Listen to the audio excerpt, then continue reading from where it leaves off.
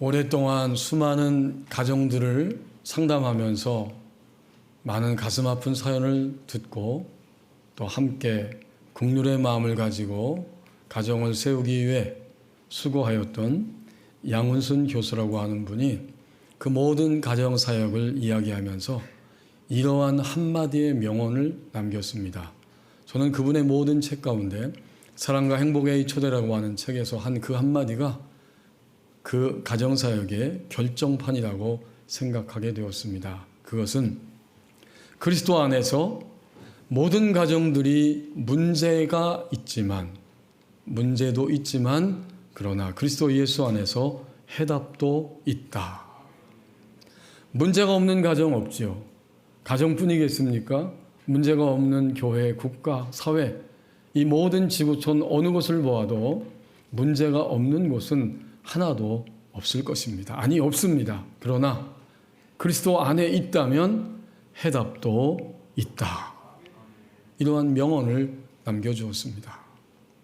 그렇다면 인간은 어떤 문제를 가지고 있는 것인가? 오늘 1절 말씀을 보십시오. 인간의 실상을 알려주시기 위해서 찾아오셨습니다.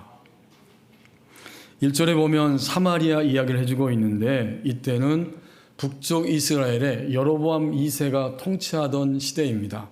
기원전 787년 또는 에서 747년, 약간의 연대 차이가 있긴 하지만 40여 년 동안 여로보암 2세가 통치할 때에 동쪽으로는 그들이 암몬을 제압하고 서쪽으로는 블레셋을 제압하고 북쪽에 있는 국가지만 남쪽 지역, 북쪽 끝에 그 지역에 있는 아람 나라를 정복하면서 모든 면에서 경제적으로 부흥하고 풍요로운 시대를 향유하고 있던 시기입니다. 바로 그때에 모든 사람들이 거의 예외 없이 모든 나라가 번영하고 풍부할 때에 찾아오는 100% 찾아오게 되는 인간의 타락과 인간의 불의함을 보게 됩니다. 이때 하나님은 아모스라고 하는 사람, 그는 결코 선지자도 아니고 선지자의 아들도 아니었어요. 그는 뽕나무를 재배하고 또 양떼를 치면서 살아가고 있었는데 하나님이 그를 부르셔서 북쪽 이스라엘을 향해서 하나님의 말씀을 선포하게 하십니다. 아모스 7장 14절 15절에 보면 아모스는 자기의 정체성을 그렇게 이야기하고 있어요. 나는 선지자도 아니고 선지자의 아들도 아니지만 내가 뽕나무 재배하고 양떼를 기르고 있을 때 하나님이 나를 부르셔서 하나님의 복음을 선포하게 하셨다. 이제 아모스는 그렇게 경제적인 부유함 속에서 불의와 부패로 물들어가고 있는 그들의 실상을 들려주고 있습니다. 1절 상반절에 보니까 사마리아 산에 있는 바산의 암소들아. 이 바산은 요단강 동쪽 지역에 있는 곳인데 아주 좋은 풀이 많이 나는 목초지이고 또 건강한 그러한 가축들이 잘 길러지는 곳으로 유명한 장소였습니다. 그러니까 북쪽 이스라엘의 수도인 사마리아에 어떤 사람들이 있었느냐? 경제적으로 부유를 누리면서 가난하고 힘없고 연약한 자들을 발로 밟고 그들의 부유를 유지하고 있는 이런 부유한 계층들이 있었습니다. 그들을 가르쳐서 사마리아 산에 있는 바산의 암소들아 이렇게 비유적으로 생생하게 표현하고 있어요. 그들의 실상을 말합니다. 이 말을 들으라. 너희의 실상이 뭔지 아니? 너희는 힘없는 자를 학대하며 곧 힘없는 자들을 인권을 무시하고 그들을 억누르고 있는 이런 일을 행하고 있고 가난한 자들을 압제한다. 이 압제한다는 말은 물리적인 상해를 가한다는 뜻입니다. 그들이 이렇게 살아가고 있었어요. 여성들만 그런 건 아니죠. 그러나 대표적으로 이 바산의 암소들은 부유한 계층에 있는 여인들, 여성들의 모습을 보면서 하나님이 아모스의 입을 통해서 이렇게 그들의 불의함을 지적하고 있습니다. 또 그들의 또 하나의 행동이 1절 하반절에 나오죠. 그들은 가장 남편에게 말합니다. 술을 가져다가 우리로 마시게 하라 하는도다. 단순한 술이 아니에요. 성대한 연애를 베풀고 거기서 먹고 취하며 그렇게 살아가는 모습, 그런 날들이 이 바산의 암소라고 불려지는 여인들의 모습이었습니다. 우리는 1절 말씀을 통해서 인간의 실상을 발견하게 됩니다. 첫 번째 실상은 무엇이겠습니까? 힘없고 가난하여서 어쩔 수 없이 인권이 말살당하고 빼앗기고 또 그들의 남아있는 조그만 것들도 다 탈취를 당하며 물리적인 상해를 입고 있는, 그야말로 억압당하며 사는 인간의 실상이고, 또 하나의 실상은 바산의 암소들이라고 표현되는 말씀처럼 다른 사람들을 누르고 억압하지 않고는 견딜 수 없고 결코 그것을 자신들의 힘으로는 멈출 수 없는 그들의 삶 전체가 끊임없이 사람들과 누군가를 억압하면서 지나가고 있는 이런 가련한 사람들의 모습을 발견하게 됩니다. 결국 인간의 실상이 무엇인가 보았더니 억압당하는 것이요 아니면 억압하고 사는 것이 인간의 실상입니다. 여기서 하나님은 북쪽 이스라엘의 그 불의함, 억압당하고 있고 억압하고 있는 그 불의함을 알려주시기 위해서 뽕나무를 재배하며 양떼를 치면서 무명으로 살아가던 한 사람 아모스를 그 현장에 보내셨어요. 그리고 그들의 실상을 알려주기를 원하셨던 것입니다. 그리고 하나님은 오늘을 사는 21세기를 사는 우리들의 실상을 알려주시기 위해서 누구를 보내셨습니다. 그분이 누구이겠습니까? 그분은 바로 아기 예수님, 예수 그리스도이십니다. 예수님은 이미 오셨어요. 하지만 해마다 성탄의 아름다운 계절이 찾아오기 시작하면 주님은 영적으로 우리 예배하는 회중들 가운데 우리 개인의 생활 속에 구체적으로 아름답게 찾아오십니다. 이미 오셨지만 오고 계시는 거예요. 이 아기 예수님이 오셔서 하시는 유일한 일이 무엇이겠습니까? 그것은 인간, 너희들의 힘만으로는 억압당하고 억압하고 있는 그러한 현실을 결코 벗어날 수 없다. 너희의 힘만 가지고는 너희의 실상을 빠져나올 수가 없다. 라고 하는 사실을 알려주시는 것이 바로 아기 예수님의 근본적인 찾아오심의 목적입니다. 2022년에도 이제 주님이 다가오시는 그날을 기다리고 있죠. 그것을 가리켜서 대림절 또는 대강절, 기다리는 절기라는 것입니다. 이 대림절 첫 주간을 우리가 오늘 맞이하고 예배하면서 주님 왜 오셨는가? 인간의 실상을 알려주시기 위해서, 나의 실상을 알려주시기 위해서 찾아오셨습니다.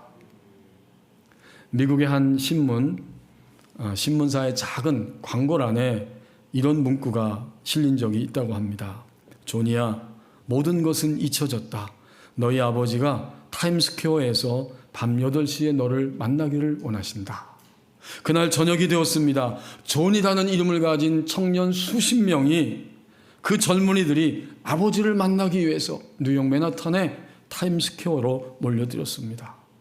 다시 말하면 그 지역에는 용서받기를 원하는, 아버지에게 용서받기를 원하는 수많은 존이가 있었던 것입니다. 그렇습니다. 이 세상에는 너는 용서받았다, 이런 말을 듣기를 원하는 사람들이 매우 많이 있습니다. 이것이 대표적인 인간의 실상 중에 하나가 아니겠습니까? 누군가를 용서해야만 하는 억압, 그리고 누군가에게 용서받아야만 하는 억압 속에 눌려서 살아가는 것, 이것이 대표적인 인간의 실상 중에 하나입니다. 아기 예수님은, 아모스는 바로 인간의 실상을 알려주기 위해 찾아갔고 찾아오십니다. 2절 3절 말씀입니다. 모든 불의를 정화시키는 거룩함의 능력을 우리 아기 예수님은 보여주십니다. 2절에 보면 하나님은 이 불의는 한마디로 우리가 살펴본 것처럼 억압당하는 현실이고 억압하는 현실이 불의인데 결코 그것을 용납하거나 방치하고 그대로 두시지 않습니다. 그래서 2절에 보면 주 여호와께서 자기의 거룩함을 두고 맹세하신다. 거룩함의 능력을 주님은 보여주고 계시는 거예요. 때가 너희에게 이를 것인데 사람들이 갈고리로 너희를 끌어내어 낚시로 너희 남은 모든 자들도 다 그렇게 끌어갈 것이다. 너희들이 끌려가는데 3절 말씀처럼 성이 다 무너졌어요. 성문으로 사람이 드나들어야 되는데 아수르에 의해서 이 북쪽 이스라엘이 기원전 722년에 멸망을 받으면서 성문 이곳 성벽이 무너지기 시작했고 무너진 틈 사이로 포로가 되어서 그들은 끌려가게 되고 3절에 보면 이스라엘 땅에서 멀리 끌려가다가 하르몬이라고 하는 높은 장소 거기에 너희가 던져질 것이다. 이것은 무슨 말씀입니까? 결국 하나님은 모든 불의를 끝까지 그대로 방치하지 아니하시고 오히려 거룩함의 능력을 그 모든 것들을 정화시키는 거룩함의 능력을 보여주신다는 의미입니다. 이 표현이 아주 생생하잖아요. 2절에 포로로 잡혀가는데 갈고리로 너희를 끌어간다. 그 갈고리가 달린 밧줄로 엮어서 한 사람도 빼놓지 않고 그들을 엮어서 끌고 가고 또 낚시로 너희 남은 자들, 이 남은 자들은 반항하거나 거부하면서 끌려가기를 원하지 않을 때 그들은 특별히 낚시로 그렇게 찍어서 끌고 간다는 거예요. 그러니까 고기 낚시로 고기들을 끌어서 그들을 찍어내서 어디로 가죠? 시장으로 가죠. 시장터에 팔려가는 거예요. 그거와 같은 모습으로 너희는 비참하게 끌려갈 것이고 너희 고향 땅에서 끌려가면서 멀리 떨어진 하르몬이라고 하는 높은 장소 그 산 꼭대기에 너희는 가차없이 던져질 것이다. 이것이 바로 하나님의 능력입니다. 보통 여러분 맹세는 근본적으로 이 당시에는 자기보다 높은 사람의 이름을 걸고 맹세하는 거예요. 자기보다 높은 권세와 위엄을 가진 사람의 이름으로 맹세를 하게 되는데 2절 상반절에 있는 것처럼 하나님은 누구를 두고 맹세하시느냐? 하나님은 하나님보다 높으신 분이 없죠. 그러므로 주 여호와께서 자기의 거룩함을 두고 맹세하시되 이렇게 표현하고 있어요. 이 말은 하나님은 반드시 모든 불의를 그대로 두지 아니하시고 정화시키는 거룩함의 능력으로 반드시 나타나실 것이다. 이것을 보여주고 있습니다. 여기에 정화시키는 거룩함의 능력을 2절 3절 말씀에 보면 두 가지 면으로 우리에게 보여주고 있습니다. 첫 번째 2절 말씀에 보니까 하나의 때를 이야기하죠. 그러니까 하나님은 정화시키는데 정화시키는 때가 오지 않을 수 없어요. 바꿔 말하면 반드시 온다는 것입니다. 그래서 맹세하시되 때가 너희에게 이를지라. 이때는 언제입니까? 이때는 바로 사마리아의 산에 있는 바산의 암소들로 표현되고 있는 북쪽 이스라엘의 이 모든 불의함이 강대국 아수르에 의해서 멸망당하는 때가 반드시 찾아온다는 거예요. 오지 않을 수 없어요. 인간의 모든 불의를 정화시키는 거룩함의 능력은 그때는 반드시 찾아오게 됩니다. 이미 왔지요. 언제입니까? 예수 그리스도가 이 땅에 오신 때입니다. 주님이 아기 예수님으로 이 땅에 찾아오셨을 때 그때가 이미 인간을 정화시키는 하나님의 역사가 시작된 때죠. 하나님 나라를 말씀하시고 선포하시고 보여주시면서 인간을 정화시키는 때가 찾아온 것입니다. 그리고 해마다 아름다운 성탄의 계절에 주님은 또다시 우리와 우리의 모든 삶을 정화시키는 거룩함의 능력으로 실제적으로 영적으로 우리 가운데 임하십니다. 오지 않을 수 없어요. 이게 인류의 희망이에요. 그래서 우리는 예수님을 해마다 기다립니다. 주님은 오셔서 내 안의 불의를, 나의 삶의 불의를, 이 땅의 불의를 정화시키기 위해 반드시 찾아오시고 역사하신다. 이 거룩함의 능력, 이것은 오지 않을 수가 없는 거예요. 또 하나 이 정화시키는 능력은 무엇인가 보았더니 3절 하반절에서 가르쳐주는 것처럼 하르몬에 던져지리라 여호와의 말씀이니라. 던져지는 거예요. 더 이상 불의를 행할 수 없도록 그들이 던져지고 맙니다. 결국 이것은 멈춰지는 거예요. 억압하고 억압당하는 모든 불의들이 우리 주님의 오심으로 인하여서 그 모든 능력 안에서 점점 멈춰지기 시작합니다. 여기 던져진다는 말은 여러분 생생한 표현인데 이것도 시신을 그냥 더 이상 어떻게 처리하지 않고 이 시체 자체를 시신을 그냥 던져버리는 거예요. 바로 그런 뉘앙스를 가진 단어예요. 그건 뭐예요? 이 시신은 던져져서 더 이상 꼼짝할 수 없습니다. 더 이상 그 시신이 일어나서 불의를 획책하고 불의를 계획하고 실행할 수 없죠. 멈춰지는 거예요. 그와 똑같아요. 하나님의 모든 불의를 정화시키는 능력은 멈추게 되는 능력입니다. 사실 우리도 주님을 믿고 이 주님의 날에 예배할 수 있을 만큼 우리의 신앙이 되었을 때 우리도 멈춰진 불의들이 있잖아요. 우리 안에서. 우리가 비록 누군가를 싫어하고 미워하는 마음이 있지만 그것을 계속해서 간직하고 있지 못해요. 왜요? 우리 안에서 성령님이 너 그것은 옳지 않은 거야. 그것은 나의 사랑을 입은 자의 모습이 아니야. 너는 그것을 가지고 있는 한 자유할 수 없어. 이렇게 우리 가운데 깨닫게 하시고 끊임없이 감동하시기 때문에 우리는 비록 그것을 가지고 있기도 하고 종종 시달리기도 하지만 그러나 잘못됐다는 것을 고백하고 인정하면서 멈춰지기 시작합니다. 멈춰지는 역사, 바로 이것을 보여주시는 거예요.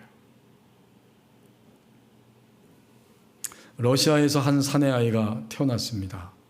이 소녀는 자라면서 굉장히 외모에 대한 심한 콤플렉스를 갖게 되었습니다. 그는 너무 코가 넓었고 입술이 두터웠습니다. 눈은 작고 또 팔다리는 왜 이렇게 긴지 사춘기가 되면서 자신이 몹시 원망스러웠어요. 내가 이 외모 때문에 행복할 수 없고 나는 이 외모 때문에 결코 성공적인 인생을 살 수 없어 라고 깊이 절망하게 됩니다. 그러나 다행히 이 소녀는, 사춘기 소녀는 하나님을 믿는 하나님의 자녀였기 때문에 어느 날 하나님 앞에 나가 간절히 기도했습니다. 이것만 해도 대단해요. 청소년기에 하나님께 간절히 기도합니다.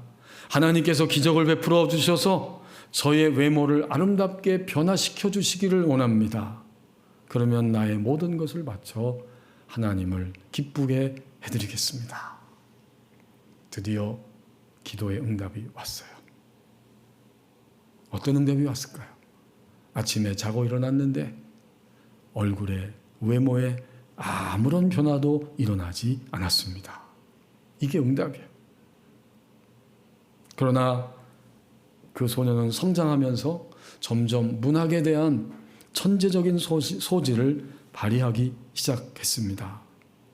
그리고 그 문학을 통해서 글을 쓰면서 오랫동안 자신을 억누르고 있었던 이 외모 콤플렉스에서 벗어날 수가 있었다고 합니다.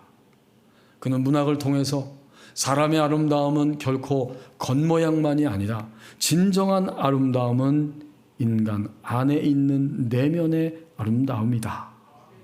이것을 발견하게 됩니다. 하나님과의 교제를 통해서 이런 깨달음이 오고 그것을 글로 남겨서 마침내 모든 사람에게 감동을 주는 책을 쓰게 됩니다.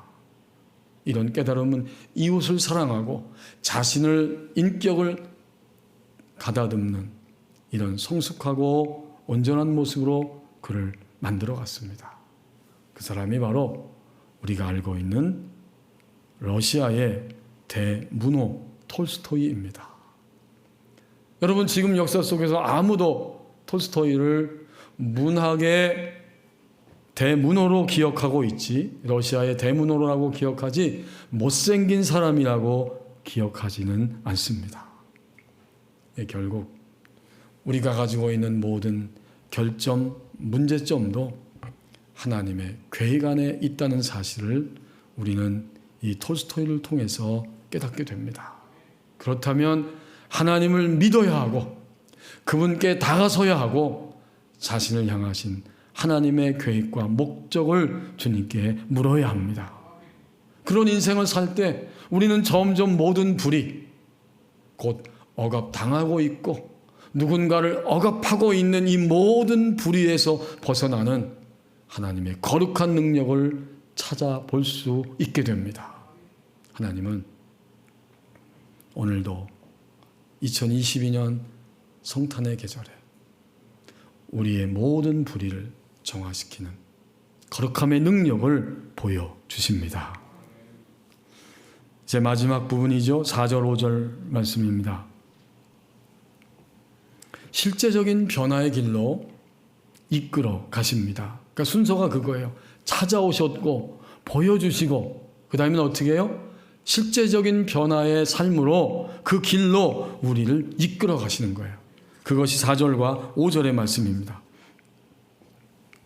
너희는 베델에 가서 범죄하며 길갈에 가서 죄를 더하며 아침마다 너희 희생을 3일마다 너희 11조를 드리며. 지금 이 말씀은 하나님이 아모스 선지자를 통해서 사마리아 산에 살고 있는 바산의 암소로 표현되는 그 불의를 가지고 있는 그들을 향해서 조롱하는 언어를 사용하시는 거예요. 하지만 조롱하는 언어를 통해서 반어적으로 결코 너희는 그러한 모습에 머물러 있지 않고 변화된 길로 내가 너희를 이끌어간다. 너희도 그리로 이끌려야 한다는 사실을 알려주시는 말씀입니다. 5절에도 보면 주님이 누룩 넣은 것을 불살라 수은제로 드리며 낙헌제를 소리내어 선포하려무나. 이게 조롱의 어투지요. 이스라엘 자손들아, 이것이 너희가 기뻐하는 바다. 주 여호와의 말씀이니라. 베델과 길갈은 본래 하나님의 성소가 있고 하나님을 예배하는 장소였는데 북쪽 이스라엘 왕들이 통치하면서 그것은 우상을 숭배하는 자리로 계속해서 변질되었습니다. 그 모습을 보면서 너희는 죄를 더해라. 너희가 예배하던 그 장소에서 죄를 더 많이 범해라. 너희는 아침마다 너희 습관대로 희생, 번제를 드리고 11조는 이 당시에 3년에 한 번씩 11조를 드리면 그것을 모아서 가난한 자들을 구제하는 일에 썼는데 너희 11조 드리고 있지? 그걸 3일에 한 번씩 드려봐. 그리고 5절의 수은제, 이것은 누룩 넣은 빵을 살라서 드리는 감사의 제사이고, 낙헌제는 누가 시키지 않아도 내가 스스로 드리는 자원 예물입니다. 이런 걸 드리면서 너희는 너희 자신을 자랑해라. 소리내어서 나 이런 제사 드린다, 나 이렇게 예배 잘 드려라고 소리내어 선포하려무나. 이스라엘 자손들아, 이것이 너희가 마음의 진정으로 노리고 있는 기뻐하는 바니라. 여러분, 어떤 느낌이 드세요? 주님은 아모스 선지자를 통해서 반어적으로 조롱하시면서, 그러나 동시에 너희는 결코 그 길에 머물러 있지 않고 변화의 길로 가야 할 것이고 내가 변화의 길로 이끌어갈 거라고 하는 말씀을 선포해주고 있습니다.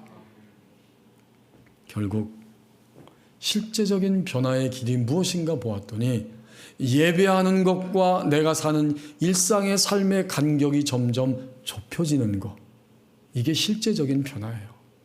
지금 이 사마리아 산에 있는 바산의 암소들은 너무나 예배를 잘 드려요. 그렇죠? 여기 벌써 몇 종류의 제사가 나옵니까? 아침마다 번제 드려 11조 3일에 한 번, 그리고 감사제, 수문제, 자원에서 예물 드리고 낙헌제까지 드려요. 하지만 그들의 실상은 뭐예요? 그들은 압제하는 사람들, 학대하고 압박하는 사람들이었습니다. 이제 하나님은 4절과 5절 말씀을 통해서 이렇게 살아가고 있는 사람들을 하나님이 책망하시고 신랄하게 풍자하며 비판하신 것으로 끝나는 것이 아니고 그들에게 있어서 실제적인 삶의 변화의 길로 그들을 이끌어 가시고 그런 변화의 역사가 일어나기를 원하십니다. 여러분, 우리의 삶도 하나님이 실제적인 변화의 길로 이끌어 가시는 거예요. 2022년 우리는 우리의 생활과 예배가 그 간격이 얼마나 좁혀졌습니까? 주님을 믿는 것은 실제 생활이에요. 예배하는 우리의 모습, 그리고 직장에 나가서 일하는 모습, 가정에서 생활하는 이러한 모든 모습들이 다른 것이 아니고 하나의 일치된 모습으로 점점 우리의 삶이 이루어지기를 원하십니다. 아니, 그 길로 우리를 이끌어 가시는 것이 바로 아기 예수님이 이 땅에 오셔서 하시는 역사입니다. 중세의 어떤 마을에 한 그리스도인이 전깃불이 들어오지 않는 그 캄캄한 마을에 살면서 저녁이 되면 일하고 나서 집에 오면 성경이 그토록 읽고 싶어졌습니다. 하나님의 말씀을 읽고 싶은데 컴컴해서 읽을 수가 없어요. 집에 초도 갖고 있지 않습니다. 어떻게 하면 내가 컴컴한 밤에 일 끝나고 와서 하나님 말씀을 읽을 수 있을 것인가 고민하다가 마음에 이런 생각이 들었습니다. 아, 우리 이웃집에 좀 나보다 잘 사는 사람이 있으니까 그 집에 가서 초를 훔쳐가지고 와야지. 이런 생각이 싹 스쳐갔어요, 마음에. 하지만 금방 깨달았어요. 이것은 결코 내가 할 수도 없고 해서도 안 되는 일이다. 거룩한 하나님의 말씀, 성경을 읽으려고 초를 훔칠 수는 없는 것입니다. 그렇죠, 여러분? 그럼 어떻게 하면 좋을까? 이 사람은 어떻게 해야만 하겠습니까? 그 상황에서. 그는 하나님 앞에, 하나님, 제가 주의 말씀을 읽고 싶습니다. 주의 말씀을 먹고 마시고 나의 생명의 양식으로 삼고 싶습니다. 그런데 캄캄합니다. 저에게 빛을 주십시오. 저에게 초를 주시기를 원합니다. 이렇게 기도하면, 그가 그렇게 기도한다면 이것이 바로 믿음의 실제입니다. 믿음의 실제는 오늘 예배와 나의 생활이 간격이 아직까지 있는 것을 보면서 그냥 가만히 있는 것이 아니고 우리는 하나님 앞에 나가 우리의 실제적인 변화의 길로 우리의 삶이 이끌려질 수 있도록 주님께 무릎을 꿇고 기도해야 할 것입니다. 하나님이 나를 믿음의 실제 삶으로 이끌어 가신다고 믿고 구하고 그리고 주님의 말씀을 따라 그대로 살아가는 것입니다. 그때 우리의 이러한 결단, 우리의 선택, 바로 그것에 의해서 우리 삶은 실제적인 변화의 길로 이끌려질 수가 있을 것입니다. 그러니까 주님은 아모스 선지자를 통해서 그 당시의 백성들을 실제적인 변화의 삶으로 이끌어 가셨고 이 아름다운 성탄의 계절 21세기를 사는 우리들에게는 바로 예수 그리스도의 다시 오심을 통해서 우리의 삶이 실제적인 변화의 길로 갈 수 있도록 이끌어 주십니다. 어떻게 하면 성공할 수 있을까? 이런 질문을 미국의 건축설계 회사 티마스의 회장인 그리고 목사님이신 하영록 회장님, 그 목사님이 종종 그런 질문을 받았다고 합니다. 많은 사람이 이런 질문을 하는 거죠. 그 목사님의 대답은 이런 것이었습니다. 그 질문이 나올 때 미국의 100만 장자 중 적어도 50%는 대학을 나오지 않았다는 사실을 알고 있습니까? 성공의 답이 학력에 있지 않다는 그러한 말이었습니다. 그렇다고 해서 대학에 가지 말라는 뜻은 아닙니다. 그들을 100만 장자를 성공으로 이끈 것은 학력이 아니라 운이 아니라 바로 지혜입니다. 이런 질문을 자주자주 받을 때마다 바로 지혜를 이야기하고 있습니다. 나는 이 질문에 대해서 단 하나의 답을 가지고 있다. 그것은 바로 하나님의 가르침, 즉 지혜이다. 지혜를 잊지 않는 것이다. 그러면서 잠언서의 말씀을 그는 끊임없이 그들에게 들려준다고 합니다. W31, 위즈덤 31이라고 하는 책에서 바로 그 이야기를 들려주고 있어요. 지혜는 무엇인가? 어떻게 지혜를 얻을 수 있는 것인가? 먼저 지혜는 단순한 능력이 아님을 이해하라. 지혜는 바로 메시아 예수 그리스도, 그분이 바로 지혜이시다. 그리고 지혜는 인격인데 잠언 8장 23절에 만세전부터 태초부터 땅이 생기기 전부터 내가 곧 지혜가 세움을 받았나니. 누가 태초부터 계셨는가? 누가 땅이 생기기 전부터 계셨는가? 하나님이시고 곧 예수님이 태초부터 계셨다. 그래서 하나님의 아들이신 지혜, 곧 예수 그리스도께서 모든 세계를 지으셨다는 것입니다. 그래서 지혜는 인격이고 지혜는 예수님의 핵심이고 지혜는 태초부터 하나님과 함께 있었고 창조된 모든 것은 지혜와 함께 하였다. 그리고 마지막 결론적인 부분에서 이런 이야기를 합니다. 그러므로 어떤 대가를 치르든 지혜를 얻으라. 하나님을 사랑하는 모든 사람은 지혜를 가져야 한다. 지혜를 구하는 것은 예수님의 방식을 구하는 것이다. 예수님께 포커스할 때, 곧 초점을 맞출 때 모든 목표가 세워진다. 필요한 모든 전략이 분명해진다. 그때 지혜로 충만한 삶을 살게 된다. 지혜는 하나님, 예수 그리스도의 특성이다. 그리고 이 모든 말을 오늘 본문에 의하면 여기에 더하여 한마디로 말하면 결국 지혜는 실제적 변화의 길로 우리를 이끌어 가십니다. 이제 곧 12월이 다가오고 모든 사람들은 월드컵이 지금 진행되고 있지만 월드컵이 끝나면 월드컵 중에도 온 인류 가운데 찾아오시는 아기 예수님의 탄생을 기다리고 있을 것입니다. 대강절, 대림절은 기다리는 절기입니다.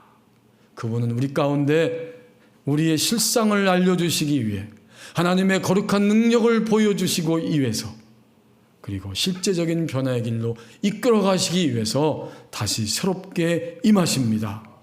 그분의 마음은 불쌍히 여기는 마음, 긍휼의 마음을 가지고 2022년에도 우리 가운데 찾아오십니다. 기도하겠습니다. 우리 한 1분 동안만 함께 기도하기를 원합니다. 억압당하고 있고 억압하는 나의 실상을 위해서 오셨습니다. 이제 하나님의 거룩한 능력을 보여주시고 실제적인 변화의 길로 우리를 이끌어 가십니다. 그런 놀라운 역사가 이번 성탄절 내내 이 아름다운 계절에 우리 안에 임하기를, 우리 삶 속에 임하기를 위해서 기도하겠습니다.